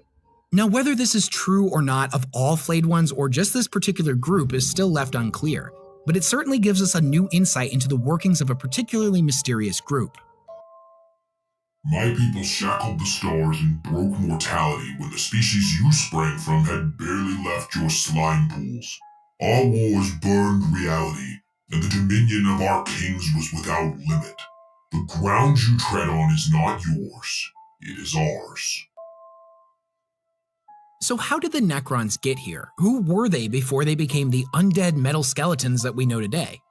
Now, way back in the before times, the Necrons did not exist, but the species that would inevitably become them was known as the Necrontyr. Now, this was a cursed and frail species that had the unfortunate fate of being born on an uncaring world next to a super radioactive star. Now, their planet was barren and hostile to life, and the sad truth of the matter was radiation sickness and cancers ran rampant through their society. They lived incredibly short lives, and their lifespan was filled with pain and suffering. Now, despite the overwhelming odds, the Necrontyr endured. They weathered the storm that was their destiny, and through some miracle, managed to reach the spacefaring age. Now, the Necrontyr knew that if they stayed on their world, their species would inevitably wither and die. As through the generations, their species' deterioration was getting worse and worse. So they built vast ships and set off in every direction, desperately trying to find a new place to live, so that their children would at least have a chance in this cold, hard galaxy that didn't care about them. Now, as luck would have it, they did encounter new worlds that were habitable, and this inspired a hope that the Necrontyr had never experienced before. Here was their chance to start again, to give their people a real fighting chance. However, fate is fickle, and the curse of their homeworld followed them into the stars. Now, many generations would pass, and even though these colonizers were many light years away from their homeworld's sun, its light cast a far-reaching shadow, and the children born of these worlds still displayed signs of radiation sickness. No matter how many years passed, the new offspring's life expectancy remained the same. That's strange. If you're not in the physical realm of the afflicting problem, then how are you still suffering is it in their genes at this point? Just genetically radiated? Just because they had escaped their world hadn't meant that they had escaped its curse. During this time, many new dynasties arose, and as luck would have it, they would encounter a species known as the Old Ones. And the two of them couldn't be more different from one another.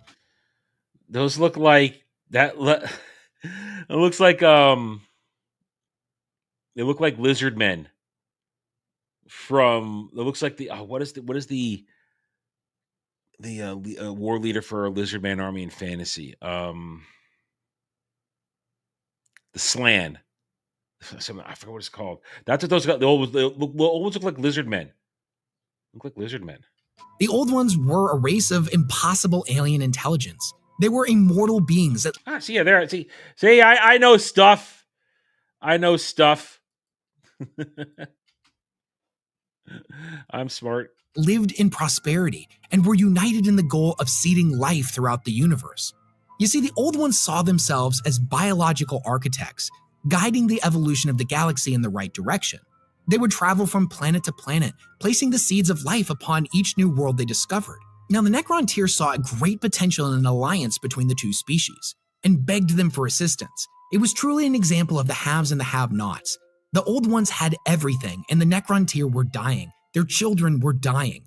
Their civilization would inevitably collapse, and like a gift from the gods, suddenly the Old Ones appeared to them.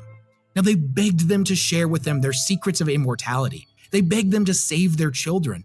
And above all, the rigid and proud Necrontyr dropped to their knees and begged the strangers for help.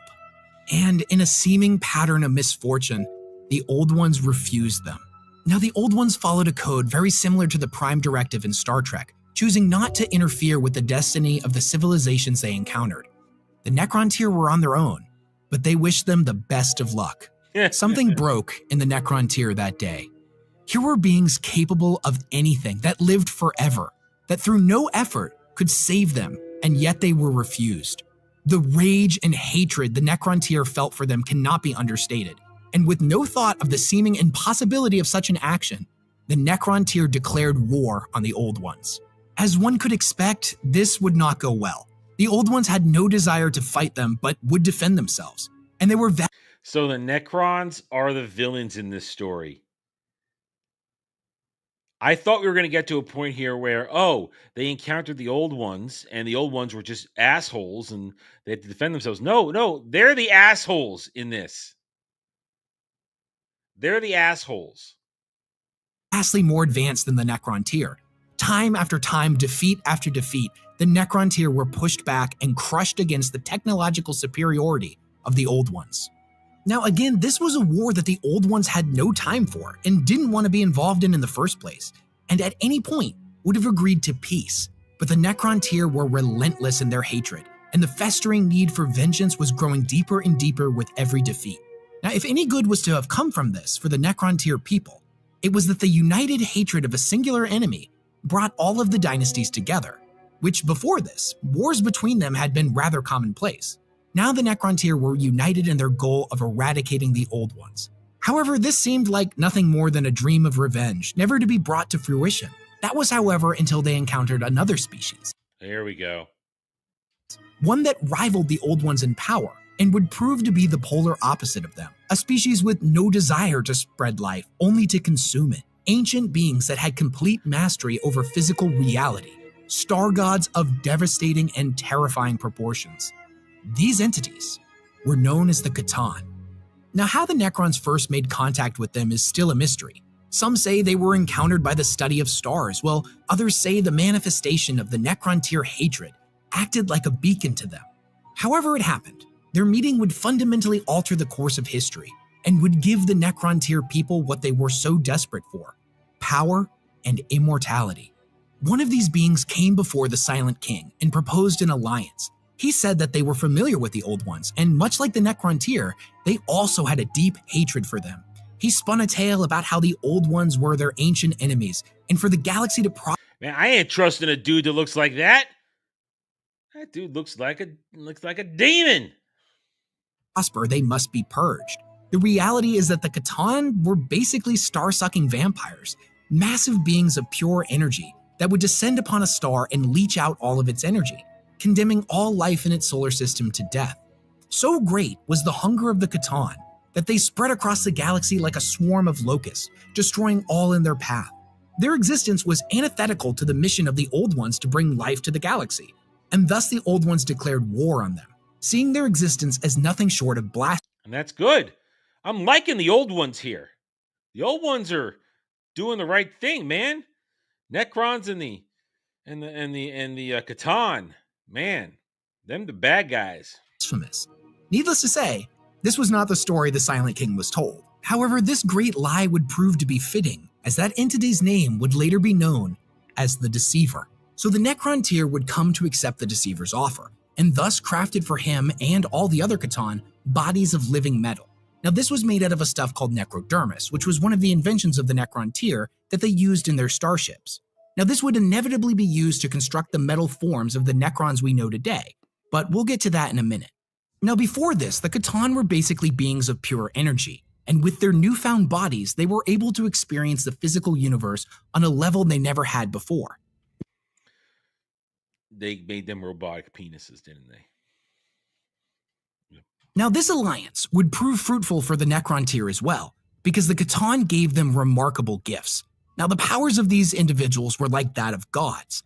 They created for the Necrontyr weapons and machines that they could only dream of.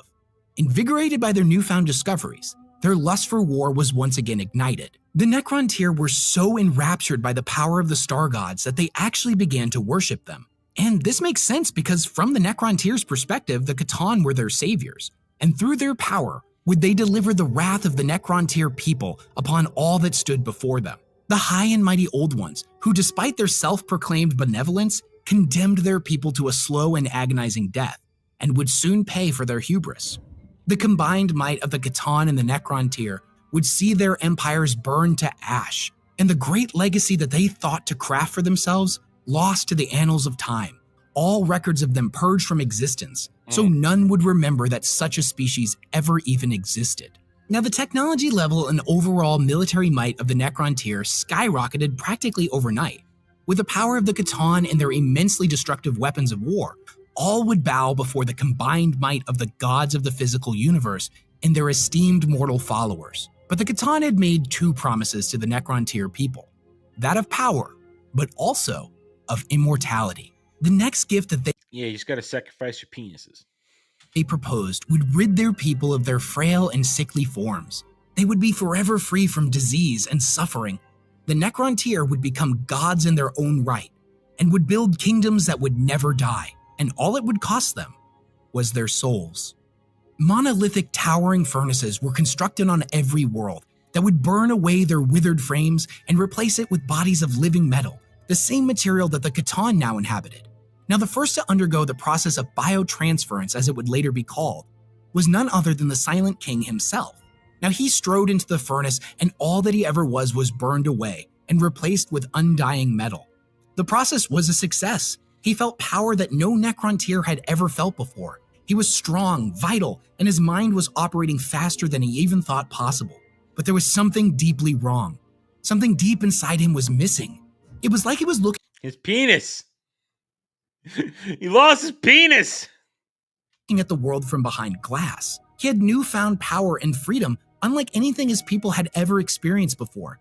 But something was deeply wrong. He felt empty and hollow. The realization of what he had done and what he had committed his people to slowly dawned on him. He had no soul. He was now nothing more than an engram copy of consciousness, stored on an immortal robot. This process would be repeated billions of times over on thousands of worlds. His people were plunged into the fires of biotransference, their bodies disintegrated and their souls ripped apart by the gorging feasting of the gluttonous Catan. For you see, the Catan did in fact wish to provide what they had promised. However, the energy of suns had long sensed being appealing to them. They needed tasty, tasty souls. They're essentially soul stealers, soul eaters. And they instead found newfound joy in feasting on a different energy altogether, the souls of the living. Now, some individuals walked into the furnace of their own free will, as it was their ruler's will to do so. Others were dragged in, kicking and screaming. It mattered not, as eventually it was done. Biotransference of the entire species had been a success, and on that day, the Necrontyr died. Confined to the halls of history, another name in the vast book of extinct species, and standing amongst their ashes was only the Necrons. Now, the Deceiver had one final gift for the Silent King, for of all his desires, the mightiest was for his people to be unified. I wish that the Catan made more possible than anyone could have thought, as all of the Necrons had installed in them command protocols. That meant they could not physically disobey him. On one hand, the Silent King was completely horrified by this. He realized the depth of what he had done, and in doing such, he had doomed his entire species. But it is not like the Necrons to look back. A king does not make mistakes, and a king marches forward. The Silent King controlled the most powerful army the galaxy had ever seen, and this army, along with its patron gods, took to the stars and their mighty tomb ships to bring a war unlike anything the galaxy had ever seen to their ancient enemies, and the empire of the Old Ones would inevitably burn. The combined might of the immortal armies of the Necrons and their godlike powers of the Catan brought war upon the Old Ones and their kingdoms for countless millennia, eventually pushing the Old Ones nearly to complete extinction. Driven by a need for vengeance, the Necrons burned millions of worlds while the Catan feasted on the souls of the living. Countless lesser races created by the Old Ones were eradicated by the Necrons, while their gods gorged on their souls, erasing them completely from existence. Now, it was at this time that two major turning points occurred. The first was that the Catan began to war with each other for dominance over their siblings. Their hubris was so great that they each thought themselves the mightiest. They turned on each other one by one until only a handful were left. Now, the Old Ones took advantage of this infighting and began to create warrior races. There you go. There's always going to be the thirst for power. I appreciate this part of the lore here, where the base desires are always going to win out.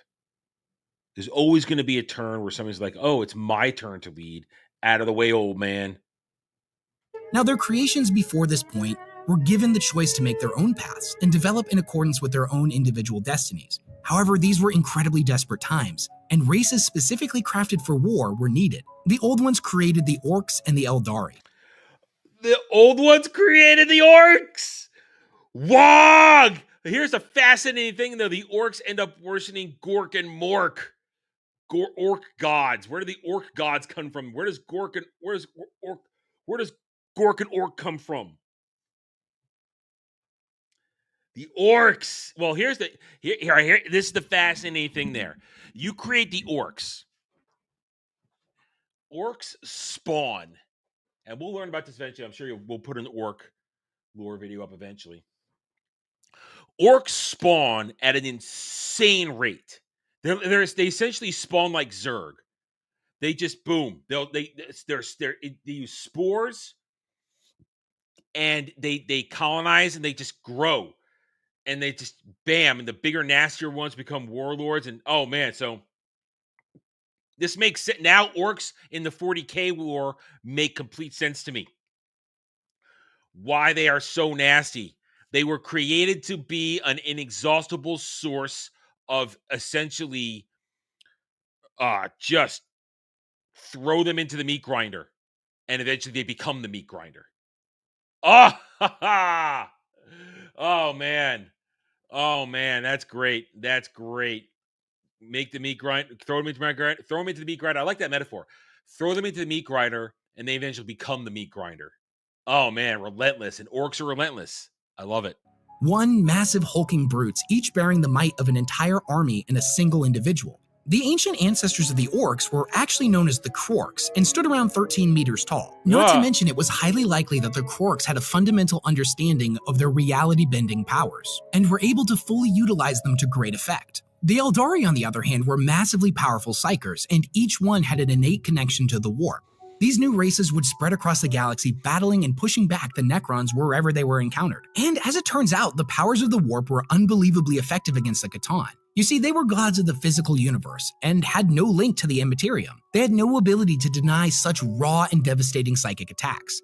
The combined might of the Old Ones, the Eldar, and the Krorks pushed back against the Necrons and their sinister masters. Now, this is a time period that is incredibly shrouded in mystery, and it's on a scale unlike anything we've ever seen before.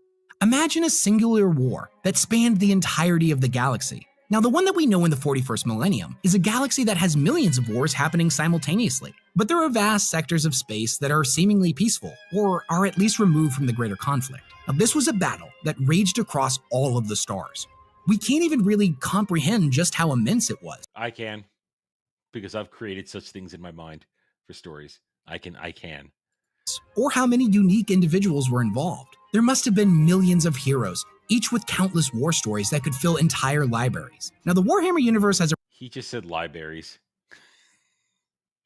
Library. He just said libraries. Around 600 novels written so far.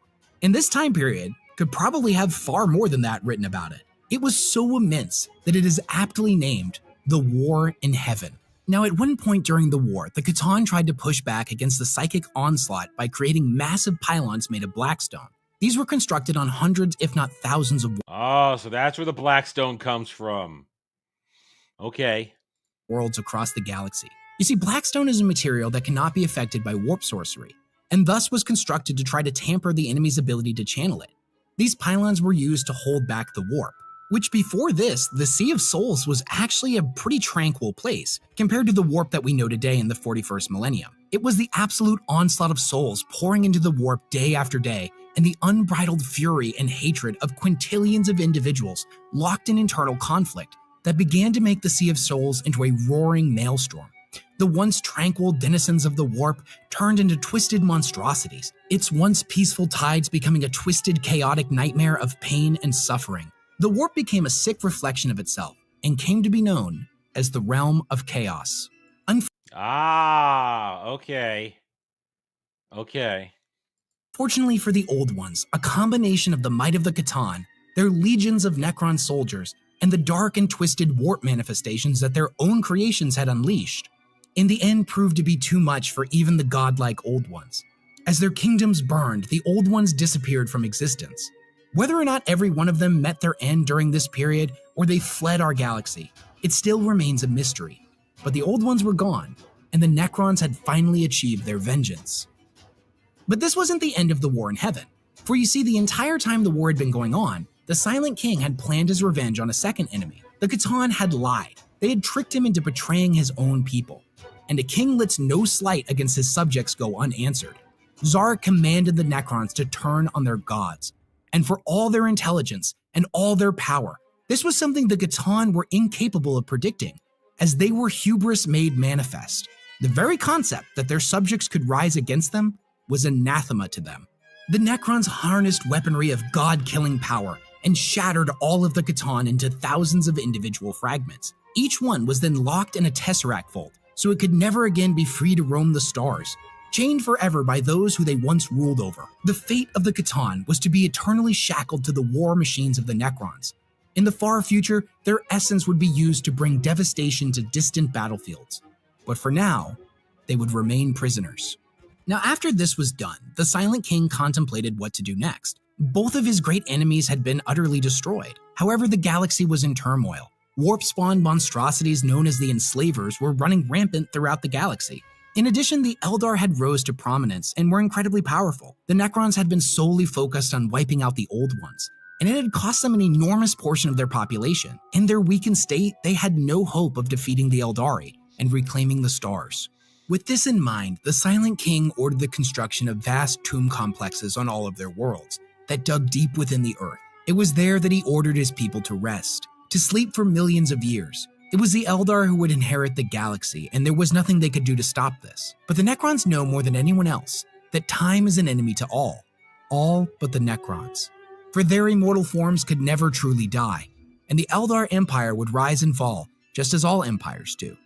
The Silent King set the clock to awaken 60 million years in the future, to inherit whatever was left of the galaxy. The Eldar would be long dead, and whatever new species had crawled its way out of the primordial ooze would not be ready to face the Necrons, and they would once again take their rightful place as the rulers of the galaxy. It's a pretty solid strategy. Patience. After all the Necrons were locked in stasis, the Silent King had one thing left to do to atone for his sins. He severed the command protocols.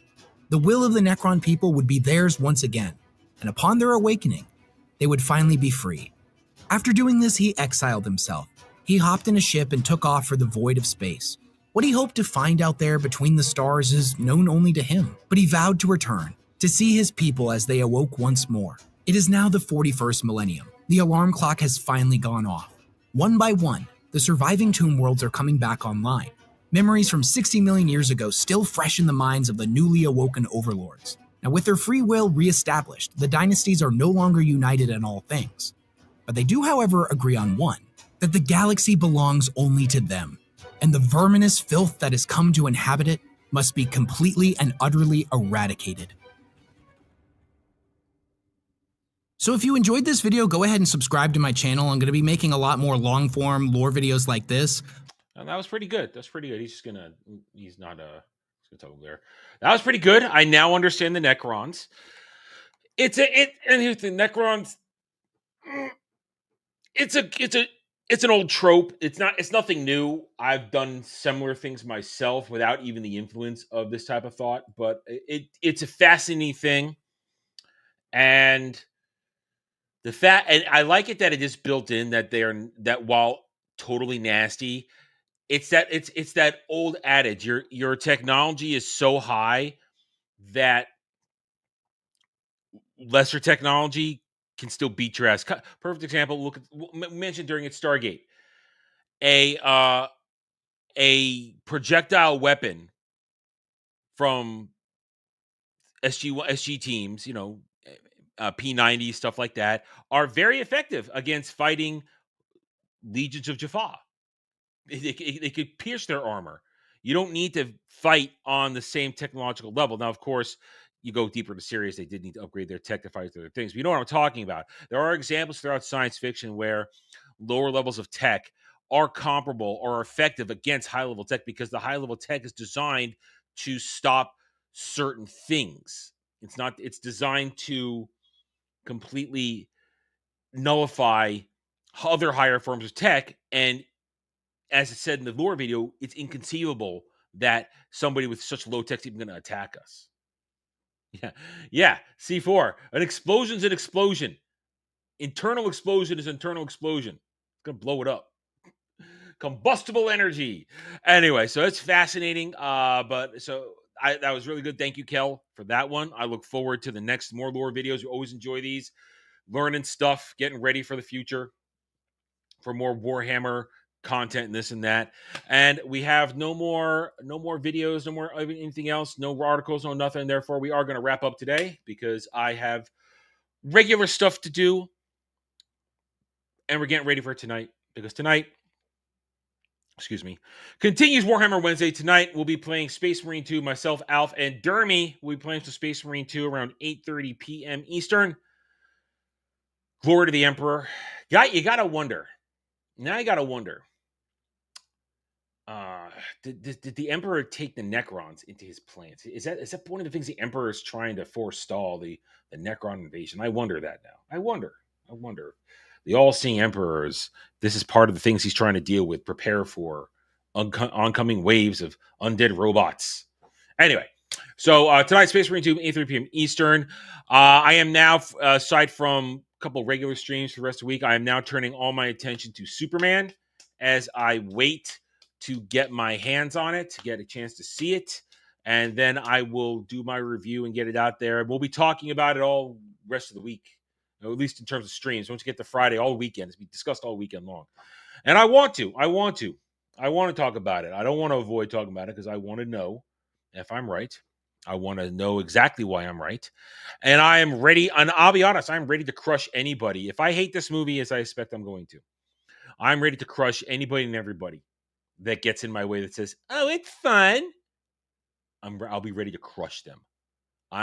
We're talking no holds barred, safeties off, instant all triggers ready to go, no holding back. Because I will not suffer if this movie is as bad as I think it's going to be. I will not suffer any apologists for this movie and for James Gunn. I will not suffer them. You will suffer my wrath. Anyway, so thank you everybody for joining me today. I hope you had a good time. A good way to show that is a little tap of the like button. It's not hard. It's easy. It helps in the algorithm. We're trying to regain the momentum we lost in June. We lost momentum after everything we've done. Somehow we lost momentum during June because YouTube is ash hole. So we're trying to get back in the saddle, regain our momentum, keep growing the channel. I have goals and dreams I want to reach, and I'm hoping to do it before this year is over so that I can get on with my life, not be shackled to this stupid state I live in. Anyway, so thank you guys. I hope you had a good time. I will see you later tonight for Space Marine 2 and tomorrow for another episode of the Daily Dive. So thank you, everybody. I will catch you later. Until then, take it easy, everybody.